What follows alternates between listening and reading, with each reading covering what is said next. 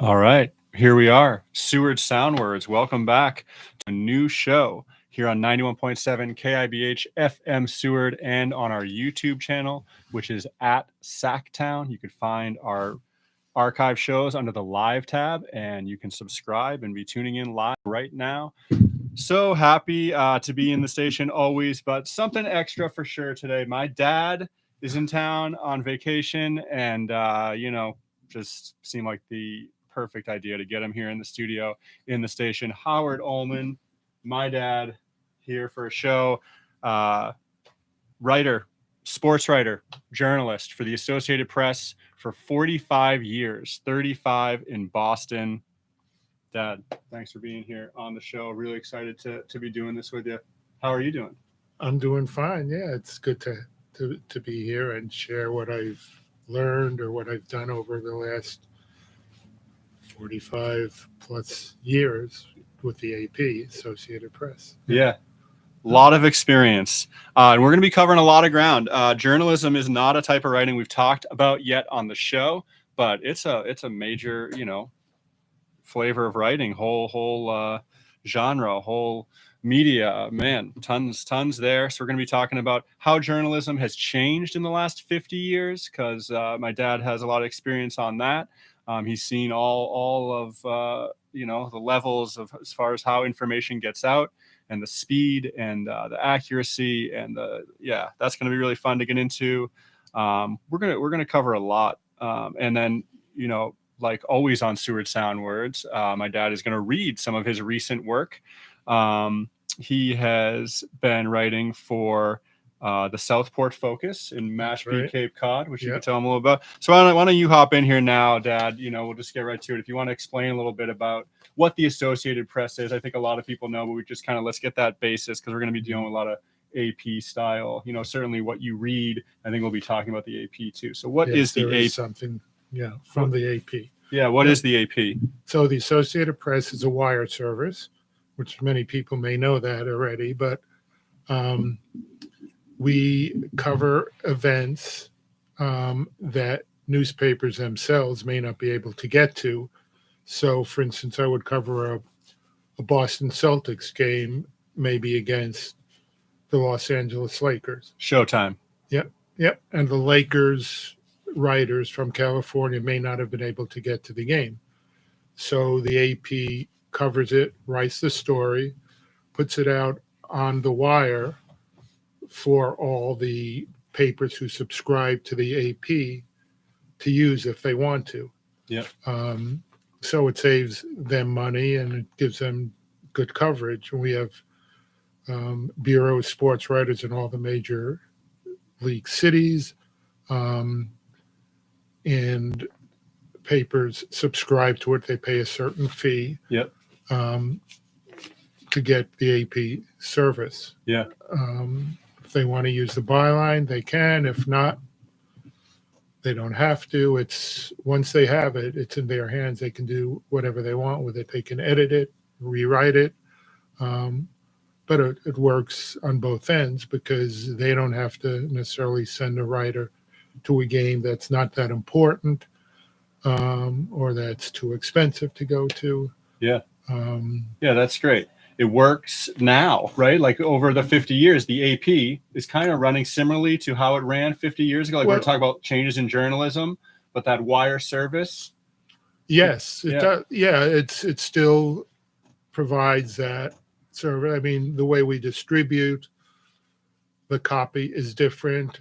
We've gotten more into audio and even video. Okay. As the years have gone by. Yeah, and since I retired 8 years ago, I think they've gotten more into that, because that's sort of the way the medium has developed, that people want more audio and video, not just stories for newspapers, which have been in decline anyway. Yeah. So you're covering a Red Sox or Celtics game, and it could go out all over the country, or certainly, if it's a big game, it's going to be all over the country, certainly against their opponent. And so there's a different style to the writing, as far as like, you're not necessarily going with the Red Sox angle for Boston readers. You're going with the overall story. That's right, because the paper that receives it has to be able to use it in a form they want it without doing much editing or rewriting to move their angle up to the top. So you try to be balanced, as if impartial, focus on the game itself and not necessarily on the home team, because we're writing not only, even as the example I gave you for the Lakers or the Los California papers, but throughout the country where they don't have a particular angle on a certain team. They want to know, all right, here's what happened. Yeah. Nice. Yeah. So I think that gives you an idea as far as like AP audience is the whole country and sometimes even international. You know, go back to some of these Celtics Lakers finals, people in Europe are reading about that. So that's going to affect the AP style. Then the AP has kind of, or does have a style. And how would you categorize that in just a couple words? And then we'll move on to talking about where you publish in your work now. Straightforward, non-opinionated in terms of covering games. Yeah. You know, we do have some columns that are written by others that in the AP, not just games, but but more like a feature. Yeah, feature which may have some opinion in it or creativity or an angle to it. But as far as specific games or races or competitions go, it's more just straightforward. You pick out the angle and go with it. Yeah. And even the sentences I would get to, you know, straightforward, no nonsense, no extra, not flowery, just cut, kind of, I don't want to say dry, but like real clean, right? Like economy of words, something I've learned from you. You know, I want to say, you know, make sure I say my dad is my biggest mentor in writing, you know, for sure. Definitely point to why, as I grew up as a sports writer's kid, you know, I just liked reading and liked writing and saw that like writing, you know, that's a thing, and kind of had a feeling that I was good at it because of you and had an example early on. So I do want to say that, but I like to say now that like, you know, I'm trying to write more like my dad, like more clean, direct, just communicate, keep the reader. And, you know, I've heard from people who've read your stuff, friends, or, you know, I might bump into someone, this is over my life, like, oh, you know, your dad, I've read his stuff, you know, they might be in another city. It's just like, yeah, he's a good writer. You know, it's very universal, very digestible. And I'm seeing more and more that's good writing. You know, sure, I like to have my wordplay. I like to have fun and, you know, plant some stuff and, you know, give the reader a challenge at times, but it's coming more and more back to just, you know, just keep the ride going, keep it clean, and just spend time editing those sentences. Like a big thing that, you know, you said and we work on is like, okay, it's a 8-word sentence. Let's get it down to like 5, you know, and even just like we're going to see when you read this piece, like short paragraphs, just like these big, snappy, well, not big, short, snappy, just transitions. They work so well. Readers love them. Okay. So that's the AP, folks. Associated Press going strong into the new millennia, what have you, you know, kind of neat. Almost like a good forerunner on just like the technological age and how like the AP were like there's other companies kind of doing this now, sharing stories and, you know, kind of other wire services, which we don't need to get into, but I think listeners can kind of sense that like, oh wow, the AP is kind of doing this, you know, share is such a word now, right, in the industry of everything, and that's really what the AP is about, is like sharing their stories with the wire service. Okay, so you now have, you know, on a little break, but wrote a lot of post-retirement stories for your local news magazine, newsletter, monthly newsletter at the development where I live. Southport Focus, folks. Yeah. So tell a little bit about, I guess, just what that is, and I also like hearing about just like, well, yeah, just give us a little bit on Southport Focus and how that came about. Because when you retired, I was like, all right, you got to keep writing. Like, you should write a book. You should write stories on your career. You have so much, you know, you're a great writer still, like that. I know what writing means to me on a daily basis and other writers I talk to, and it makes us happy. It makes us feel worthwhile and productive. It feels like we're on a project. It's essential. And so knowing the level of writing, you've always written the same, just high level, you know, it's just like the AP, just deliver the goods. And so I wanted that to keep going just for you and for me to keep reading stuff. And, you know, we edit each other's work, which is a lot of fun. Yes. So I want that. So, But you didn't take up that initiative yourself. You didn't just go, oh, I'm going to write this book about sports and religion that I, had an idea for way back when I was a youngin'. Yeah. You needed a little something. You needed an opportunity, Mhm. and that came with the Southport Focus. So yeah, the Southport Focus is a monthly newsletter at our community. Gives information about what's going on, about different clubs. There's sections on golf, on tennis, but not only sports. We have a woodworkers club, a quilters club, so that each month it's distributed to the whole community, which is about 1,200 people. Good readership. Yeah, and they get the news and some feature stories, and keeps the communication going from the writers who participate in Focus, which are all community members, maybe a chairperson of the golf committee or of the tennis committee or of the veterans committee. So they keep the lines of communication open. And I have done the sports section where I'll write a column that has to do a lot with my background, things I've covered, and how it might relate to Southport residents who might be interested in those subjects. And so one of the stories I wrote for the Southport Focus is about the America's Cup sailing competition, which many of you may know about. I knew very little about when I started covering it, but that's part of journalism. You research and you learn, and hopefully, write a good story about it. So this is a story I wrote for Focus that kind of summarizes my involvement with the America's Cup. So, all right, I'm going to jump in real quick, just Yes. give a little more background as you prepare to read very Yeah. soon. We're all excited. It's time for a reading here with Howard. But yeah, he's written about shuffleboard that goes on at Southport. He's written about pickleball. Oftentimes you're writing about looking back on your career and timing it to what's going on in the world of sports right now, like a spring training starting, which we Right. might hear another one in a little bit. I think we probably will. You'll write about, memories of spring training. And as readers read it, spring training is just starting. So it's just, I think those are kind of been your go-to themes. Like, what should I write about? And, you wrote a good one about the Olympics. We're going to talk about the Olympics that you covered in the winter and summer, winter hockey, summer swimming and diving, which is close to our heart here in Seward. But we couldn't find that one. I need to get it in which we will. But there were a lot to choose from. But yeah, the themes cover. Okay, what's going on in the world of sports? What's going on at Southport? Mhm. Oh, I'll write about I'll write about pickleball. I'll write about ping pong, and kind of an idea. You just have it. It's like, that's what I'll write about, and then you build it up.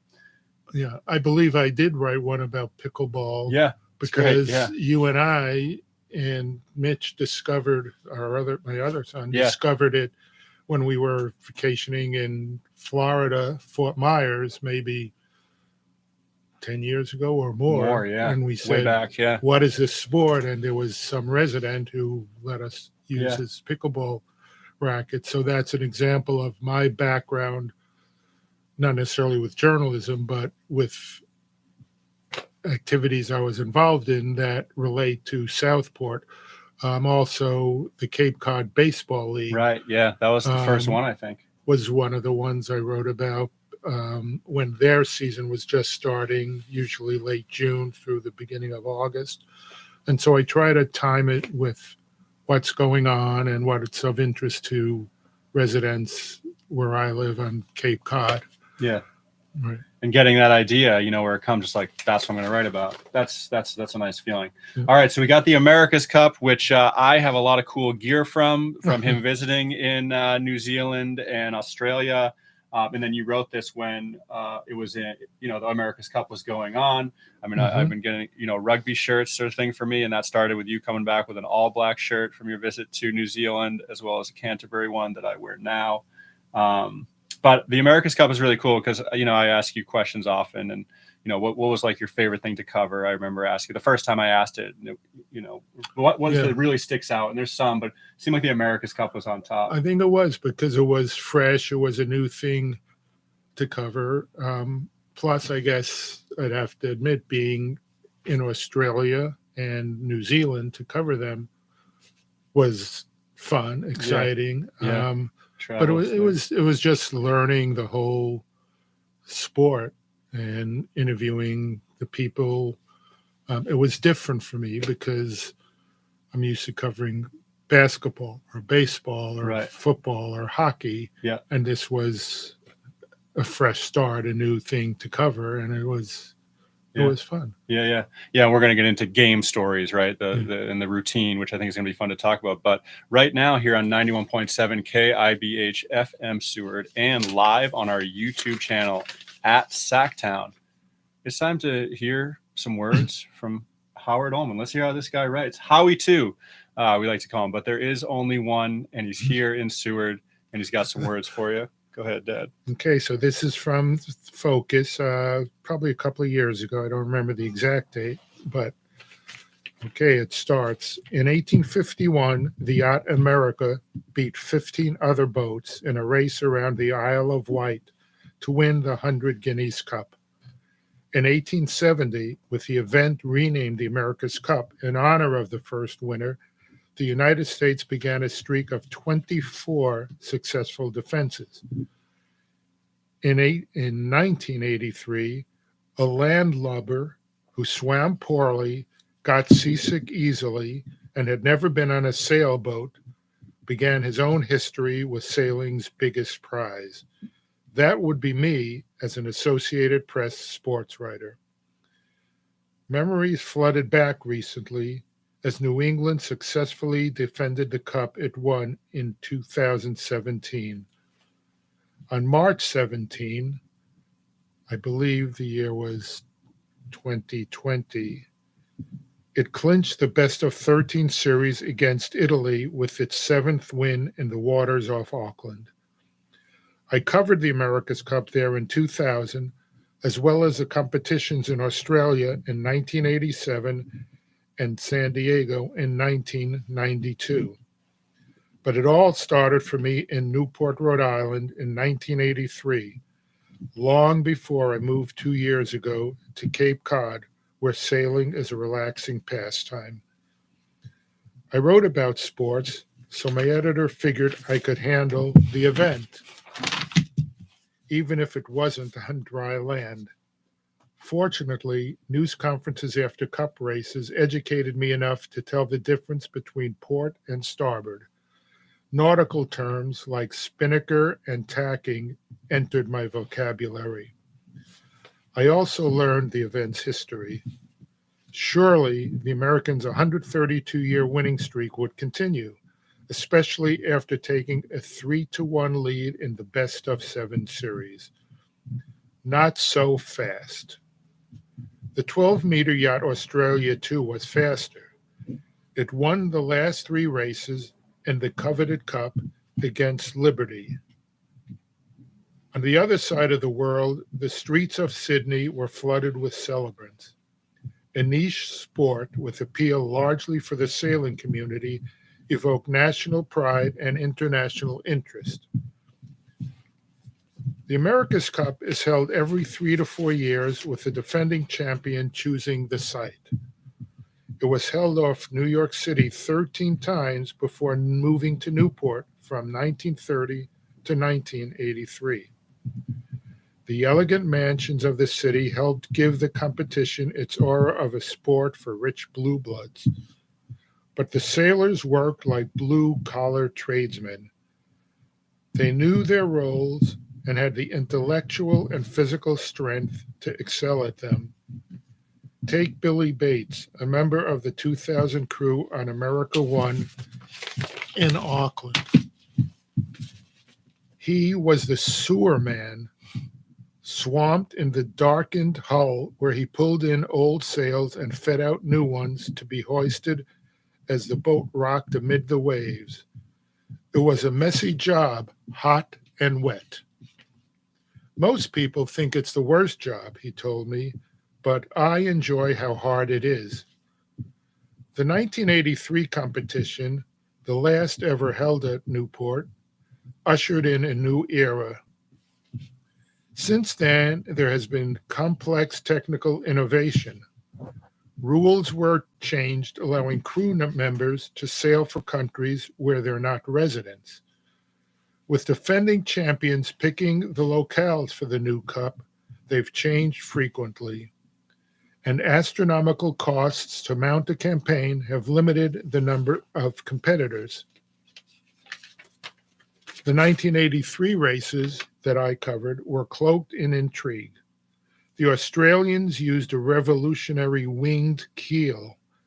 They kept it covered whenever the boat was lifted out of the water between races, until the night when it was back at the dock after the final race. I watched anxiously as spotlights lit the scene and spectators crowded around the dock where the keel was unveiled. I took it all in, then did my job. I ran, excuse me. I ran excitedly through Newport's narrow streets looking for a public phone. They still had them in 1983 to call in my story. I finally found one outside the post office. That phone is long gone, but to this day, I gaze at the spot whenever I'm in Newport, remembering the magic moment nearly 40 years later. The U.S. regained the Cup in 1987, which I was lucky enough to cover in Fremantle, Australia. Let me have some water, if I might. Yeah. Howard Ulman here on 91.7 KIBH FM Seward, looking back on his career as a sports writer out of Boston for the Associated Press, where he did travel fairly extensively to cover, some special events like the Olympics, NBA Finals, and the America's Cup. And the Super Bowl as well. I've done. Oh, there's a lot. Yeah, I've just given him a little taste. Okay. Yeah, go ahead. Let me continue. So we're in Fremantle now. I also was fortunate to avoid accidents while driving on the left side of the road and keep from drowning while snorkeling at the Great Barrier Reef on a brief vacation after the event ended. Excuse me. The Americans retained the cup when the design shifted to catamarans in 1988 off San Diego. But in 2017, design improvements helped New Zealand dominate the U.S. in the finals. A new design this year, which would be about 2020, I think, when I wrote it, allowed boats to ride above the waves at 60 miles per hour. In 2000, skipper Russell Coutts, a Kiwi native, won for the host country of New Zealand. But the residence rule change allowed him to helm the Swiss boat that beat New Zealand 3 years later. Another change, the huge financial commitment, limited the number of competitors. In 1983, 10 boats from 6 countries competed to reach the 2-boat finals. This year, only 4 boats from 4 countries participated. The sites also have changed often. The last 12 cups have been contested in 7 different venues: Newport, Australia, San Diego, New Zealand, Spain, San Francisco, and Bermuda. The previous 25 were held only in New York City or Newport. This year's competition drew little interest in the United States, in part because an American boat was eliminated before the finals. But for me, it brought back memories of that historic 1983 event. A triumph for Australia, a disappointment for America, and a career-enriching assignment I'll never forget. And that's it. Nicely done. Howard Ulman reading about his experience covering the America's Cup. Man, so much there. Yep. We're going to talk about change, which I think you ended on, how that competition has changed. We're going to talk about how journalism has changed, but nothing's changed with your writing. And this is just loaded with goodies. I mean, I love, I think listeners can get a sense of this AP style and like the story, that you build in, and, I mean, that mansions, the rich blue bloods, but it was for blue collar tradesmen. Mhm. I mean, such a great play there. And then, yeah, go ahead. I was just going to point out, I haven't read this in a long time, and yeah, it shows the creativity that can be in AP style, which is still my style. Yeah. It was the one line I read about the Americans were leading 3-1, and it appeared they would win. Yeah. And then the next line was not so fast. Yeah.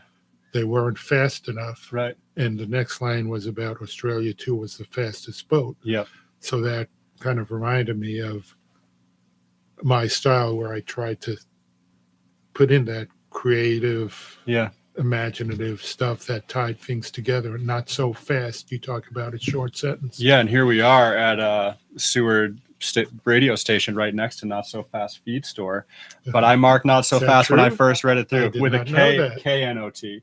Well, that's creative. Yeah, we're in the creative realm here. I mean, there's so many connections, and I push this so much, but like when you sit down to work on a piece of writing or a piece of art, the whole world opens up as far as like opportunity with people connecting to it. I mean, I have so many connections to this, but Not So Fast I marked because it's a line, it's its own paragraph, we should say. Yes. Which you do a lot of, and it is creative. You're proud of it, which you heard, which is great to hear. But it's 3 very simple words, not so fast, that everyone knows, but the timing and how you bring in the faster there, it just works. And I think we could just all feel as a reader, you kind of get up in your seat like, oh, here comes something. Here comes a switch. They're not going to win. Let's see what found out. And then, this kind of, I do this stuff too. I'll say I'm proud of, like, the faster, going back to fast right after.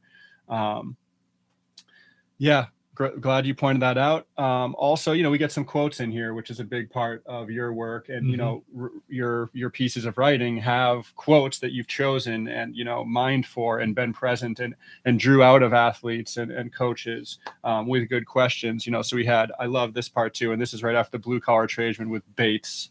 I think we got to say that here on the show.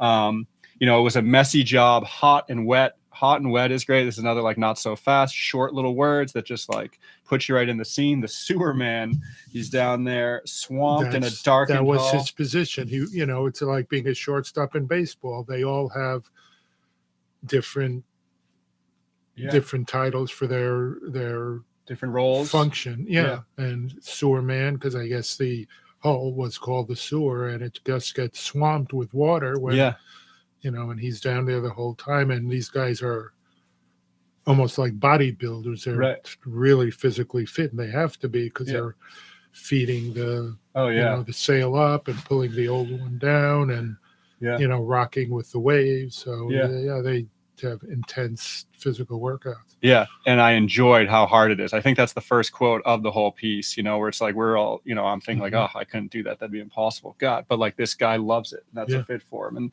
And quotes I think are just a big part of journalism. Now when I read stories like on whatever service, I'll often jump to the quotes, just because that gives me the story. I kind of know what happened. We're going to get into this more. So let's go to the payphone, which I think is really cool. And that could get us into talking about how journalism has changed. Because back in 1983, you wrote your story. You went and did your job. Like Bates is down there pulling out sails in the sewer. Now it's your turn to do your job. And your job, is still a hustle. It's not quite like that. But it's game time for you now. This is your role. Yeah, and the streets were crowded. I remember I didn't have a cell phone in 1983. Not even close. Not even close. It's a beautiful time, and it was easier to get to it. Right. Yeah. I know you're not a huge fan of technology, but that's okay. And I could have run up to the office, but it was easier to get to the phone and just, I don't recall if I dictated an exact lead or a story or just gave details, it probably was just to give details to the editor in our office in Newport. Yeah. What the keel look like, what's going on in the streets, and Right. Yeah, after that boat was revealed, and that was such a nice showcase you did there, where we're really like, oh, what's it going to look like? You really set the scene well. I mean, there's a lot of like, I'm a fiction writer, a lot of that going on here, just as far as like building the reader up for an exciting moment, or surprising them. These writing kind of trade moves, overlap. And I say that was a major story throughout the finals of the America's Cup. Was it legal? Because it has to be vetted by, I guess, engineers, or look Right. at it does it fit within the confines of what the boat has to look like? Yeah. And so I think the Americans at one point challenged the appropriateness of it. But ultimately, we don't have a boat as fast as this. Right. So ultimately, it was allowed to compete, and for the first four races, it didn't work because they lost. The Australians lost 3 of them. Okay. And I believe in the final race, they were behind for at least half the race, maybe 3/4, and then they came along. Was it the keel that helped them win? Maybe not. Maybe it was just the weather conditions, or the waves. They just sail better. Yeah, their team's clicking more, But that was, a key element to the whole saga of the America's Cup that year, because what are they doing? Who are these people? Yeah. And I think one of the challenges was that it was developed in another country, right? Which in those days was not allowed. Everything had to be in the home country. So the building of the ship, the building of the ship, this had to be developed there. The sailors, and obviously that's changed an awful lot.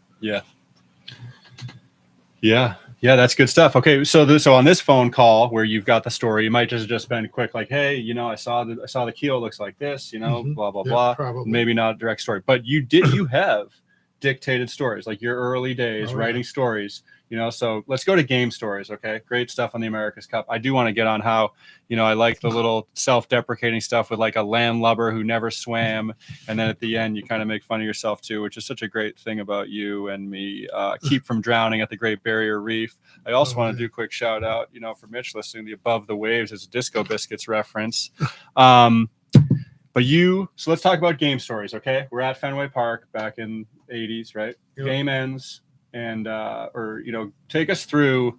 I want to hear about you dictated over on the phone, but let's keep it at that time range first. Like what doing your job entails at a Red Sox game. Mid game to when the game ends. Okay, well, you obviously keep a box score, and then if in those days after 7 innings, we would dictate a story. We would first of all use a typewriter, for those of you who remember typewriters. And I would dictate it to someone in our office in New York, and after 7 innings, so they would have it ready to go when the game ended. And then when it ended, I would update it, because obviously it could change in the last 2 innings. So it was kind of a tedious process compared to now, when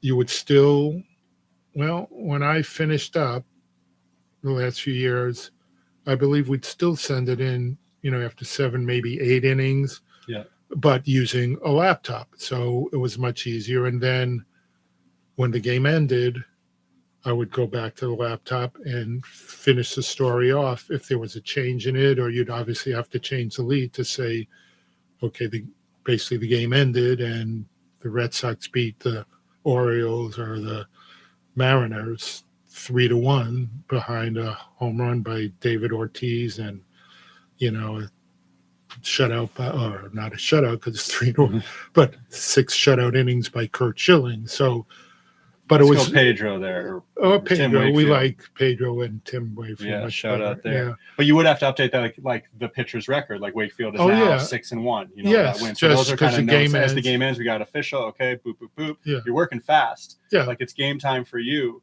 because the story's got to get in sooner the better. We talked a lot last night, so Yeah. we can reference that conversation a little bit. I think it'll help us. You know, deadline wasn't like specifically 11 p.m. It was like as soon as you could. Yes. So you get that story, game is ended, you get it filed, dictated originally. Then before internet, I mean, I think this goes to like the wire. Like you could kind of press send on your computer, right? And like wire it, like fax or something. Wasn't there like a step, you know, after dictation? Or was it just the internet? If this isn't that interesting, we could just keep going because we got between the dictation and the laptop. Yeah, laptop meaning internet.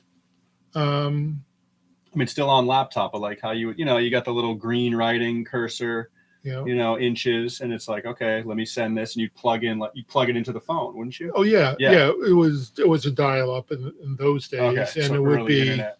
early internet, and Gotcha. would go to our editors in New York. Yeah. I would never put it out directly onto the wire to all Right. the newspapers. Goes to the desk. Yeah. It goes to the desk in New York, and we would have specific editors Yeah. who handle baseball. Yeah. There might be 3 or 4 of them on the desk at each night, and they would handle all the stories that came in from around the country. And if they had questions, they would not text us because we didn't have text then, but you know, they would maybe phone us or send us an email. Usually phone us, say, "How about this?" You know, right up to that press box phone. Every writer had it's their like own having phone. it's an editor. Yeah. You know, 200 miles away from. Yeah. So your story goes to the desk. Boom. Where do you go? Okay. Once the desk is all set with it, I run down to the clubhouse, the locker room, and get quotes. You know, they usually make players available, or you would just go up to them at their lockers and get quotes. Then maybe I'd spend 15, 20 minutes with that. Not too much, because you need to get up and file another story, basically rewrite the lead of the previous story to update it with quotes from players from both teams. Yeah. And it would be more of a feature angle, you know, Yeah. maybe you'd use 3 or 4 quotes. Yeah. And often like the quote, you still have like a lead, which is your sentence making, but then often like the second or third would be that lead quote. Would be a quote. Yeah, it might be. You chose the best one that fits with your story, that gives it something that's kind of what juicy. the angle is, you know, if you're going with, you know, obviously a guy, it's a walk-off game-winning homer. Yeah. He's the guy you want the quote He's the from. guy you want the quote from. Yeah. But maybe his teammate says something better about him. You could go with It that. might, or his yes, manager. you would it's gonna be make the about that judgment. moment. Yeah, Yes. I mean, and a lot of the quotes were cliches, not very good, useless. And the more I work, the more you recognize that. Yeah. You know, Not that. Oh, there's something. Yeah. You write it by hand As in your you reporter's hear it, notebook. Yeah. as you hear it, you know, that's what I'm going to use. Yeah. And I know exactly what to go to Yeah. in the notebook. Yeah. And then now, you know, here you are at the press conference. Now it's time to go back upstairs via elevator or stairs, and you're formulating this changes to the story right there. Like this is kind of your crunch time, game time, you know, like Right. because the build up writing the story during the game, especially like a game that's not close, it's pretty, you know, I remember you liking kind of these like fast, you know, good pitching, but Right. it's game's over by like the 6th. You don't want 9 to anything nothing. you don't want Yeah. anything to change once you put Yeah. out that first. So I feel lead. like you're not working Yeah. like, you know, by the minute throughout the game. You know, it's a lot of good just banter with the colleagues and, you know, grabbing snacks. Yeah. I mean, I've been in the press box. It's Yes. a lot of fun. But now it's like this is the minutes really matter, the seconds, you know, kind of like an athlete. They have their game where it's like, okay, it comes down, you know, we're going to talk about swimming. Like it comes down to this 1 minute of swimming as fast as I can. You know, you're not quite that, but you are. Now it's your time. Because the way it works, unlike newspapers, we don't have a specific deadline like 11:03 p.m. You must have it in. Yeah. You know, it's excuse me, we're writing for dozens or more newspapers, some of which have different deadlines. So you want to be able to get the story in as quick as possible, but as good as possible. Yeah. You know, as clean, as accurate, as creative, as entertaining, maybe. yeah, But not waste too much time on it, because you waste time and it doesn't get in maybe 20 papers that right, have hit their deadline. yeah. So You had to the sooner the learn to better. be, it's good enough, move on to the next part of my Yeah. job here tonight. And that Yeah. was, me trying journalism. Like I was into it because I always loved sports, into it, I say with but that deadline thing and being able to say this is good enough and send it off, I couldn't do it. Maybe, I didn't try it all that much. It was just a real like, no, and I went another route. But I think that's a big skill, to kind of let stuff go, because we obsess over our words a lot. And now with these, you have a monthly deadline, but you go over this stuff. I mean, I think that's why it comes out so clean. Right. Like I'll write it, the first draft, maybe a week before it's due. I'll send it to you and Mitch. Yeah. I think sometimes even there's more lead time, a couple weeks here. Yeah. I mean, I kind of start thinking about it, because I guess what we haven't talked about this, but what's interesting is that when I write for the AP, the only feedback I get might be from, and not very often from, one of the editors who read it. Yeah. It's sort of impersonal. Yeah. It's going out to all these newspapers in Iowa and Texas and Right. wherever. But this, I might run into somebody on the street who read it, and I don't want them to say, "Oh, that was a lousy story." Oh yeah. And they, hold you to a little more. Yeah, it's like you have good enough is higher now. Yeah, having you a little have more the time audience and your right is there, on the ground and, with you. Yeah. You don't want to, make a mistake. Yeah. I think you always kind of held that, you might not get feedback on the AP stuff, but you were always very clean and honest. Like this guy, last one to leave the press box, among the last couple. A lot of writers, at the Boston Garden, Fenway Park back in the day. And, Mitch and I were cool with it, and our friends, because you got to wander around the Boston Garden. Occasionally you'd get interrupted and have to come down to security because we weren't doing anything. It was just like, hey, you're wandering once you around. stole some broken hockey sticks from the Bruins bench, didn't you? Those are in what's kind of reminds me of the sewer, of that America's Cup. It's like in this hole, they're broken. Those are up for grabs. That was not nothing to do with it. But you came down, a couple times, or maybe just like a security guard who wasn't as cool with having like a writer's kids up in the loge section or balcony, wherever we wandered to. And I mean, that's, you're still going. It's game time for you doing your job. You got to come down and get us. And but last guy to leave the press box because of these, just getting it right, staying, writing. I guess AP, you're writing several stories. Like there's the PMer, which you write for the afternoon paper. So you have maybe more work than others, but you're really getting it right and staying in the zone, staying in the game. I lost my train of thought there, but I'm going to get back to it here on 91.7. It happens occasionally, folks. 91.7 KIBH FM Seward, and on our YouTube channel at Sacktown. Here with Howard Ulman, my dad, folks. This is a lot of fun. We're getting into it. Yeah. One thing we talked about last night that I thought was really cool, let's hit on that, and then we'll maybe go to swimming and covering swimming in the Olympics, was so your story we've covered goes out on the wire, and sometimes there's your byline. More often than not, in a faraway place, it's just AP.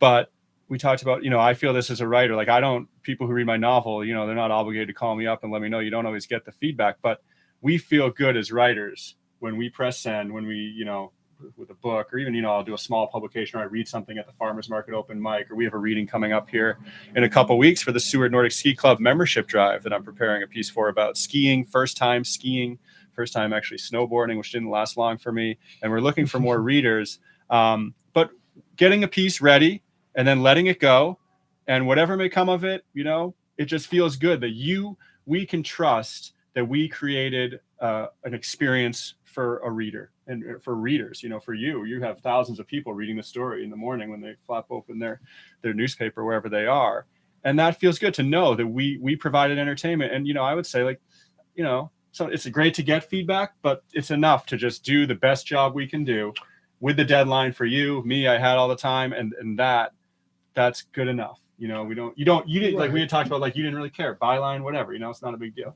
No, I mean, I feel good about, in reading this again for the first time in a year or two. It's like, wow, that sounds pretty good. So you feel, good. You kind of feel good about it, whether somebody tells you that's great or not. It's, oh, I came up with a good line. Yeah. Like that not so fast line, which I totally forgot. And Yeah. You become the reader there at a moment like, oh, this is pretty good. I mean, you're talking like an artist, I think, who just knows, you can feel proud of their work, that they were all in on it and just stayed till the job's done. And you just, you develop this eye as a reader. We always look for as much feedback as we can get. We rely on each other. We look for more. But I think you with your work kind of know what readers like. And, so you go, this is reader like, yeah, this works. Mm-hmm. Yeah.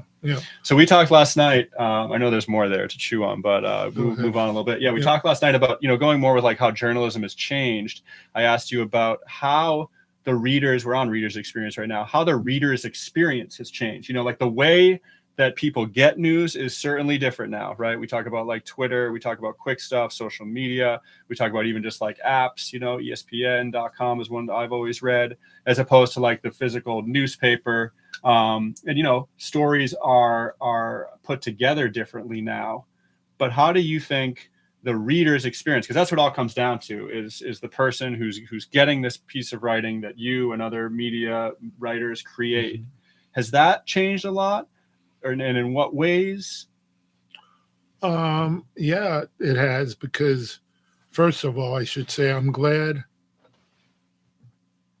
I'm retired, because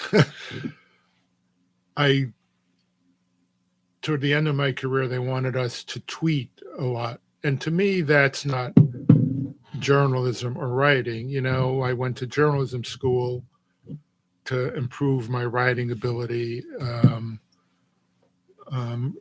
create something like this Southport focus story. And tweeting is just sending out. It's not only is it not good writing, it's not writing. It's just a thought that comes. No thoughts are writing. Yeah, but maybe I sound like an old fogey, but good. Yeah, me too. But I was, if I was brought up now, I'd say, oh yeah, that's okay. But I was, I worked in an era where quality writing of some length. Some length. Okay, we need that. I heard the word story too, which last night we kind of was important. Tweets. I mean, it's hard to get story into a tweet, right? Right. And I had a tweet occasionally, but it was just, all right, I'm doing it because that's what helps our company. They're trying to create a,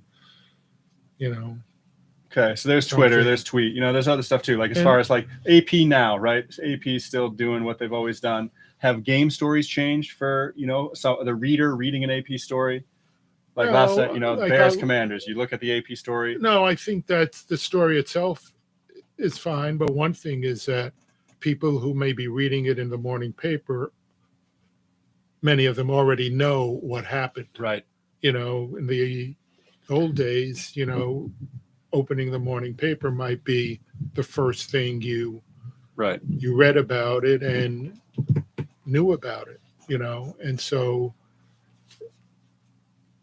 that could affect the writing. This is the key. We got this last night. I'm glad you found it. The position of the reader has changed with today's fast, just you have all your sources right there up to the second. Media, they know way more when they go to read the morning story than they did, in your time. Right. So that, I think that will alter the AP side. Like, I don't know, because you want to give information, you want to give them the story. Like, otherwise it's redundant. Why even read this? Like, I already know he threw for this many yards and they won. And, I watched it, but my phone gave me a notification that my fantasy football player had this many points. They already have so much. Yeah, so I bet, writers like you, now are looking for new ways to kind of give them something more, maybe. Well, I don't know. Like, I'll still read AP stories, and a lot of them look similar, that tells me people are probably not reading them as much, because like, why read this, like, it could be, but they may look at it for, there's so many sources of information. That may be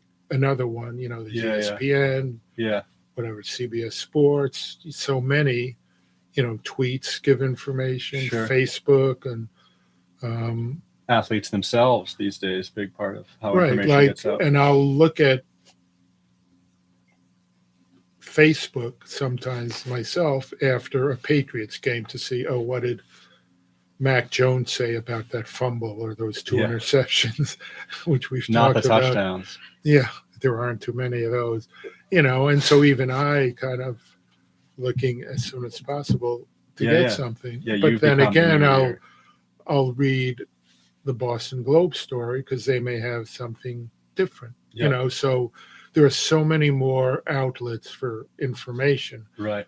The AP is, I'd say, the most trusted one. Right. Because it's straightforward, impartial. And, maybe readers would get their information. Oh, let me check AP, see what they had. It's kind of like, this is like something on Facebook. Standard. Yeah. Somebody might say, oh, Mac Jones said this. Yeah. And, who's writing it? It's not somebody who's a professional journalist. There's a rush by various writers, whatever. Even if it's a tweet, we call that a writer for now. There's a rush to be the first to have this piece, whereas the AP, there's a bit of a rush. We say as fast as you can, but it all falls back to accuracy, and you're not going to rush to get something. And it's trust. I mean, the AP is trusted. It's been around for more than 100 years. I should know how long it is, but I don't. So,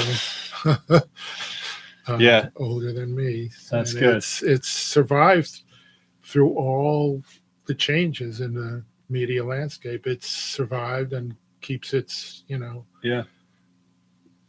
believability. And that style, I see AP style, like you could even throw out like Hemingway, some of these more, James Salter, many just like these short, direct sentences, choppy, short dialogue. The AP style is good writing style. It's which we've touched on. Let's talk about swimming, because we talked about the America's Cup sailing race, which, I think is, Seward's a boat town. So I think that really fits. And we talked about how that was something you had to learn, right? You went to the first America's Cup, no idea about sailing, land lubber, nothing. But you're a sports writer and you know how to do the job of covering any event. So you kind of learn on the job. You listen. You're gonna be learning so much from all these sources. You're immersed in it.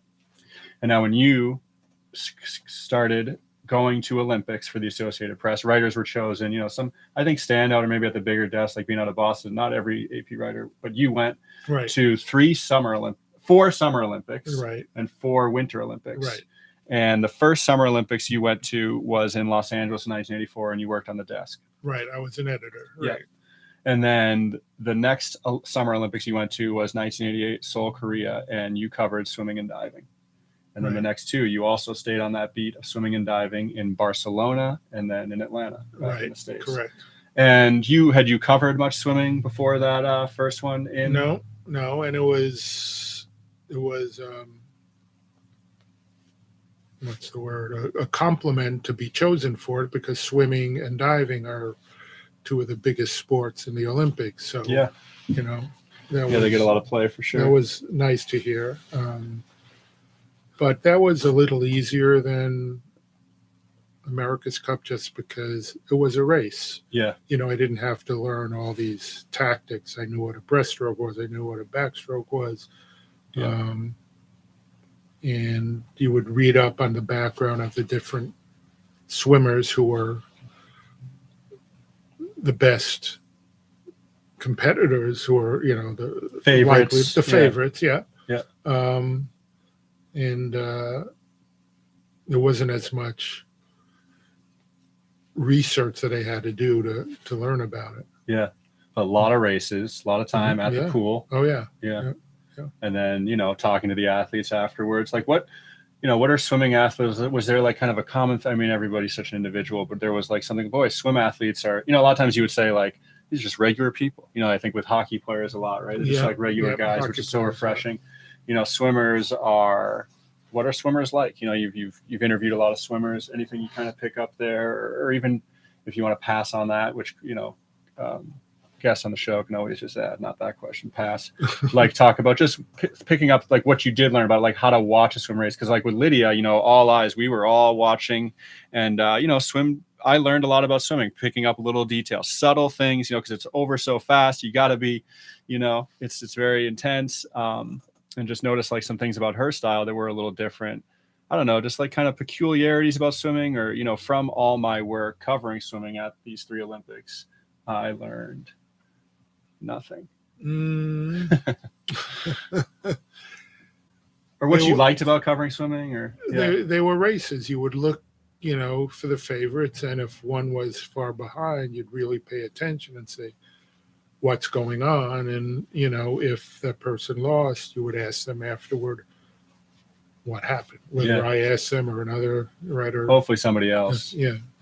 No. But yeah, you're watching the race like, oh wow, here she's the favorite is like way back. You go like, she's not into- going to win. We got a story here. Like, the writers go into each race looking for certain things because they know the background of what's going on. Was somebody injured and just coming back to training or something like that? So, there would always be kind of a backstory. Yep. That you'd look for, but it was basically watching a race like you would watch, a marathon. Somebody who was supposed to win all of a sudden is behind, and after 25 miles starts moving up. Yeah. Okay, you focus on that part of it. Yeah. Same with, as swimming race, at which point did this person take control and fall behind? But it's all faster with swimming, there's a matter of seconds as opposed to right. Now you go like 100-yard dash, track and field, 200, There were some longer swimming That's races, true. but go like 5 minutes or so. Yeah. So you're watching. Okay. So, you prep. This is good to get it. Like, you get game notes before, the event begins, you're doing research, maybe even before you arrive at the event, but certainly as you get there, you get your, you get the meal. And then you're big on the meals. Yeah, we'll skip it though, because there's a lot more to do here. Yeah, I was too. That's okay. We're going to start talking more food on Seward Soundwords maybe. But, you start working, you start being like, okay, here's who to look out for today. I have this many races. If he wins, it's going to be his third gold medal and this many Olympics. Yeah. Here's, this country, this is their only swimmer who has a chance to medal. This is a big deal because you're covering for the U.S., but you're also covering it just for the event, the story. Mm-hmm. So Lydia Jacobi, you watched her swim to gold in Tokyo. Yep. So, I think some of us here were kind of, I think even an expectation wants to, she could win, like we believed all the way. But what was the world thinking like by your guess? Like if you were covering that Olympics and you watch her kind of moving up through the, through the heats. Okay, she's going to be in the final. This is from Seward, Alaska. This, what? And then you watch her medal race and you see it's going on. Like what, put yourself in the press box there, watching her and getting the story right. And, asking her the question, what kind of story do you got there?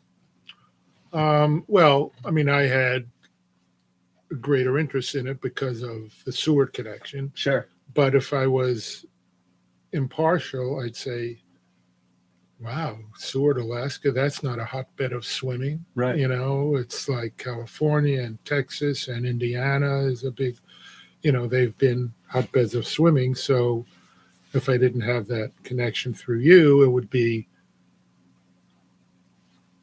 similar, I guess, that, I wouldn't have necessarily a rooting interest, other than it would make a great story. So that would,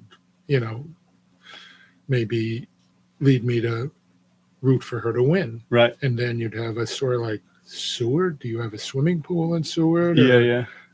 So you kind of do root for a story, don't you? Like that's your rooting interest, Yeah. You would root for a story, and unless you didn't have enough background on it, and then all of a sudden you'd have to go scurrying. Right. How much work will this be? The more this is big, this is pressure. Sometimes you don't want that, right? Yeah. But I think that's what it was. Just being neutral observer is, wow, Alaska, Seward, right? Gold medal swimming. Yeah. Another point you talked about last night when we talked about this subject was, with the swim athlete, like how they train every day, like pretty much like there's no off season, like in other sports, so much work regimen going in often like 2-a-days, and lifting weights and like, of course all athletes stay in shape, but the swim seems like a real daily lifestyle. Yeah. And then, there's many races throughout the year, but you're building toward these Olympics, which are every 4 years. And these, in Lydia's case, like these 1-minute races, so much time in training to get up on, dive into the pool and just go crazy or stay focused, for a short amount of time. And do everything right. You can't, you can't make a mistake at that level when you have the best swimmers in the world Yeah. and you've put in that much work. Right.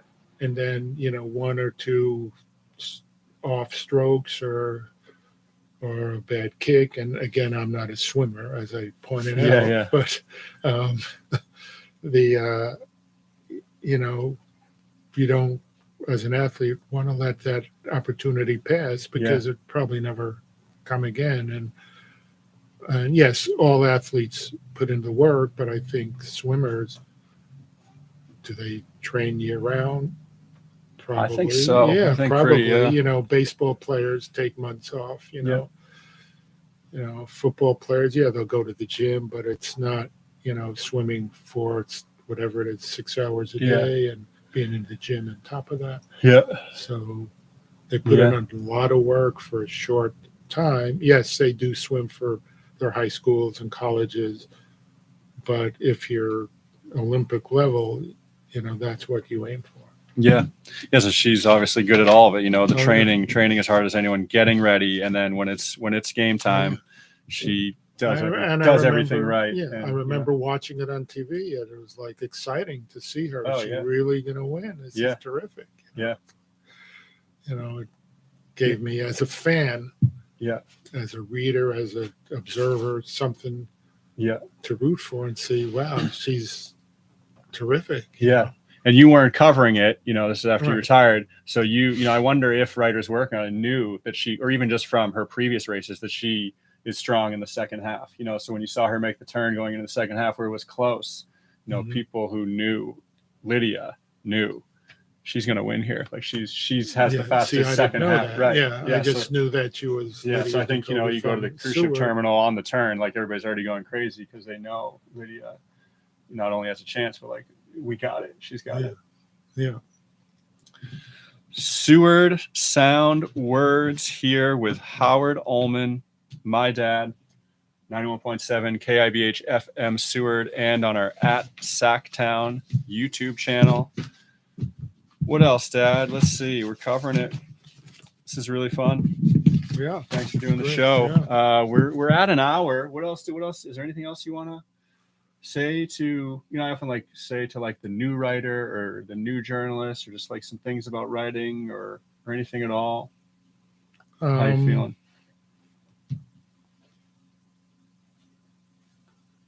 Let me think. Yeah. Any suggestions? We go so many directions. I just think, I think, the main thing is to be accurate, to be clean in your writing, which isn't always the case with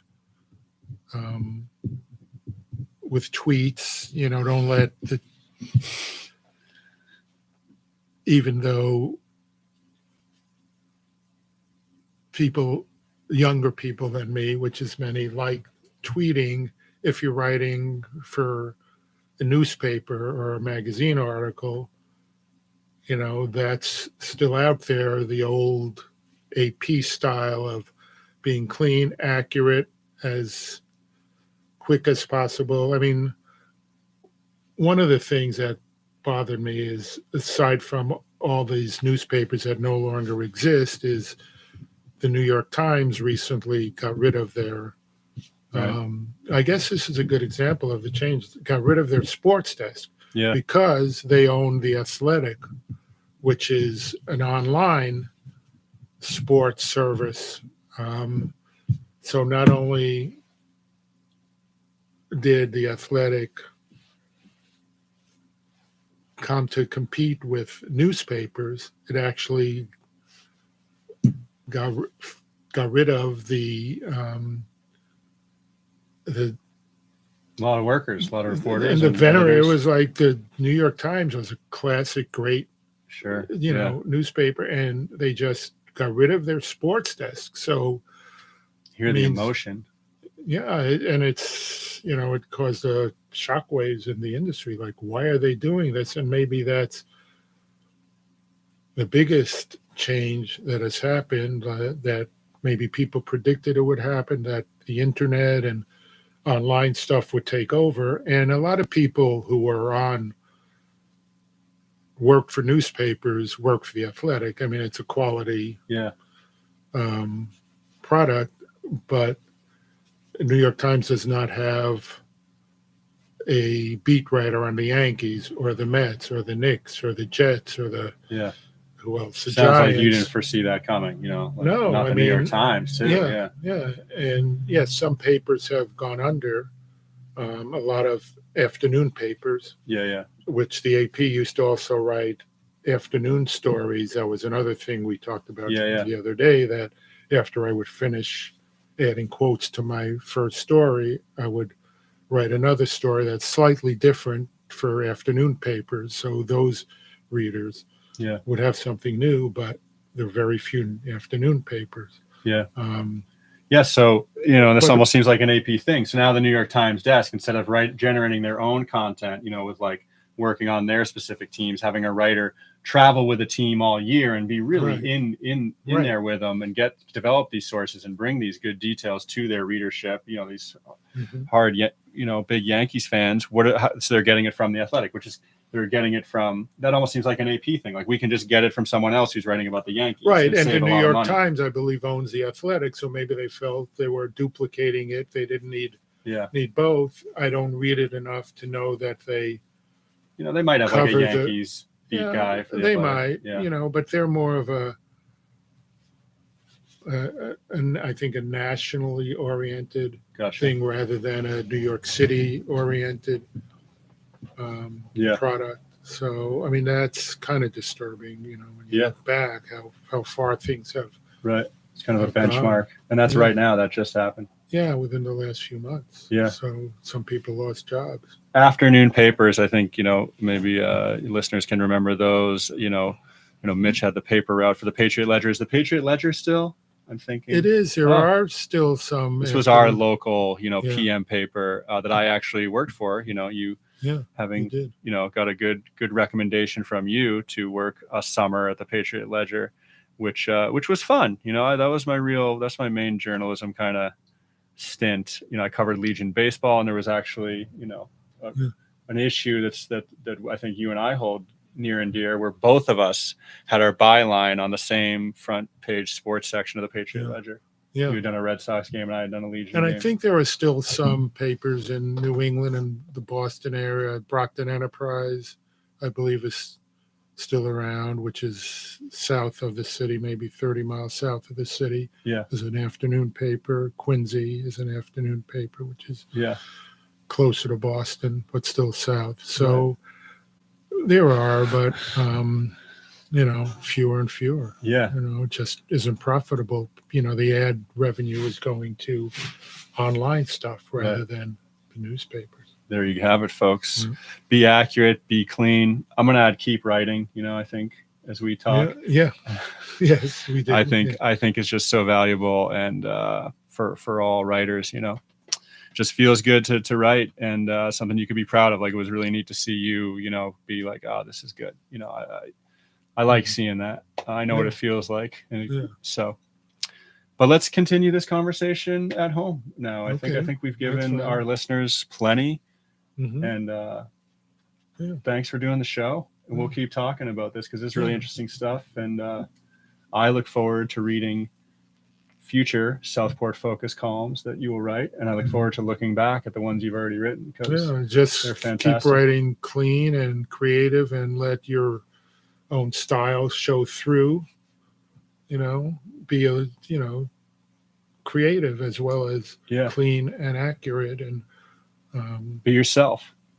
Explore what your style can be, and develop. I mean, your style has developed through the years. Seek feedback from people that you respect their opinions. Change your style. We can all get better. Yeah. As good as you are, or people are as writers, you can always, improve. Yeah. And that's something to stay at, that can keep us going. We're going to end there on Seward Sound Words. We can all get better. This has been a special episode of Seward Sound Words here on 91.7 KIBH FM Seward, and on our @Sacktown channel on YouTube, here with my dad, Howie Ulman. Thank you all. All right. Thanks for having me. Okay.